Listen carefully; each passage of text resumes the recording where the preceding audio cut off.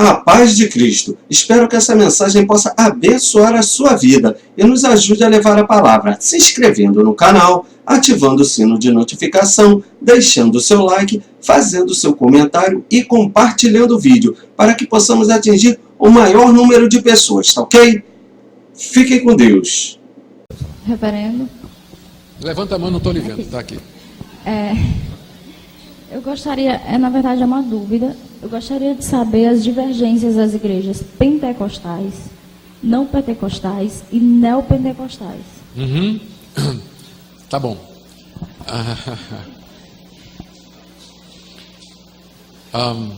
As divergências, elas são, em primeiro lugar,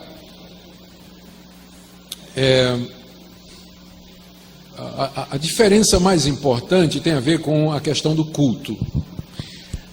As igrejas pentecostais históricas, como a Assembleia de Deus, por exemplo, elas enfatizam muito a questão do batismo com o Espírito Santo como sendo uma experiência que acontece depois da conversão e que é marcada pelo falar em línguas.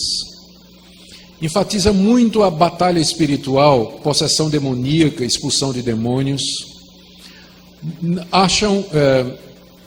Dão pouca ênfase à educação formal e teológica dos obreiros. Então, qualquer pessoa que se destaca um pouco mais já pode ser colocado como obreiro de um ponto de pregação. E essa é uma das razões pelas quais eles crescem muito. Para você ter uma ideia, a Assembleia de Deus ela pode abrir trabalho em qualquer lugar, porque qualquer membro, se ele souber falar bem e for destacado, ele logo é colocado como obreiro e ele já trabalha, tem o seu próprio sustento. Mas numa igreja, por exemplo, como a presbiteriana, para você organizar uma igreja, ela precisa ter um pastor formado e a igreja precisa pagar o salário integral dele. Então, enquanto a Assembleia organiza 50 igrejas, o presbiteriano organiza uma. Então, eles têm esse sistema. Mas, por um lado, uma igreja presbiteriana será mais teologicamente fundamentada, não é? Quanto que a Assembleia, por falta do preparo do obreiro, vai ser menos. Então, tem diferença na liturgia, tem diferença no sistema de... Estou comparando as pentecostais e as não pentecostais. Tem diferença no sistema de governo. O pastor, na igreja Assembleia, é uma espécie de bispo. Ele governa sozinho, ele disciplina, ele determina, ele manda, ele muda obreiro.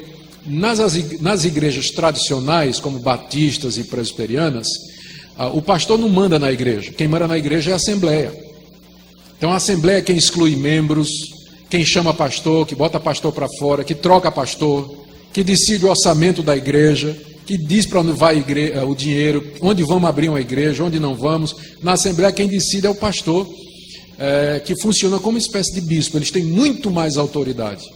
O que é ruim, não sei, é bom porque é rápido, não precisa reunir a Assembleia para resolver problema, e quando tem Assembleia tem rolo, tem discussão, tem briga.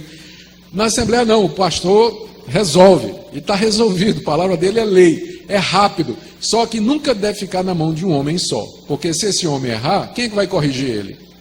Né? Então, na igreja batista e na igreja presbiteriana, o sistema é mais devagar, é mais complicado, mas é mais seguro. Né? O pastor, ele não é o dono da igreja, né? Ele tem que responder à Assembleia, tem que responder ao conselho, à junta e assim por diante. Tem diferença na escatologia. A Assembleia de Deus, ela é dispensacionalista. Ela diz que Israel é ainda o povo de Deus, acredita num sistema chamado de 7 dispensações, aí é muito complicado, tem que ser uma conferência só para isso. Os batistas e os presbiterianos, as igrejas tradicionais, eles têm dispensacionalistas, mas são menos. Eles têm uma visão mais simples do como vai ser a vinda de Cristo, e assim por diante. Na Assembleia de Deus há muita abertura para profecia, visões e sonhos. As igrejas tradicionais, elas já desconfiam um pouco desse tipo de experiência, preferem ficar mais só com o que a Bíblia está dizendo. Mas essas diferenças, você percebe, elas podem parecer profundas, mas na verdade, tanto batistas quanto presbiterianos, eles consideram os assembleianos como irmãos em Cristo. Por exemplo, a minha igreja, se vem um assembleiano se tornar membro da igreja presbiteriana, ele é recebido sem problema. Ele não é rebatizado, nada disso. Ele é aceito como membro sem problema, né? As igrejas neopentecostais, elas já são diferentes. As igrejas neopentecostais, elas são focadas na questão da bênção e da prosperidade. Elas são focadas na oferta de saúde, de avanço financeiro, em troca de o que eles chamam de sacrifícios. Os membros da igreja fazerem determinados sacrifícios, seguirem determinados rituais. Eles são sincretistas porque eles misturaram práticas do catolicismo e do espiritismo no culto. A questão da rosa ungida, que é uma prática espírita, objetos abençoados, o cajado de Moisés, sal, água, copo d'água em cima da televisão ou do rádio. Então são práticas que vêm da religiosidade popular. E aí aparecem apóstolos, gente que se auto-intitula apóstolo, com autoridade absoluta sobre determinada região. Eles não têm controle da membresia, não tem escola dominical, não tem ensino bíblico, a ênfase é só na bênção, prosperidade e tudo mais. Por isso, as igrejas tradicionais, inclusive a Assembleia de Deus, não os considera como irmãos. A própria Assembleia de Deus é contra essas igrejas, porque acha que elas deturparam o Evangelho. Tá? Então essas seriam rapidamente as diferenças. Tá bom? Lá. Deixa eu só ilustrar aqui, pastor, só para você ter uma ideia. Uma vez eu estava escutando um programa de uma dessas igrejas, era momento do testemunho, né?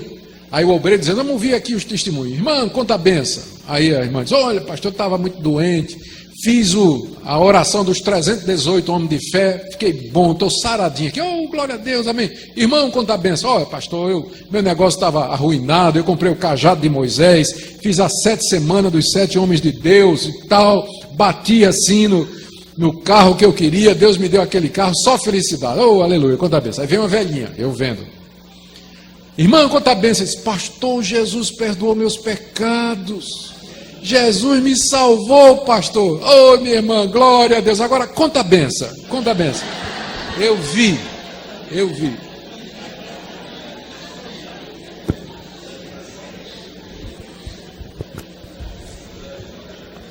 Dizer o quê, né?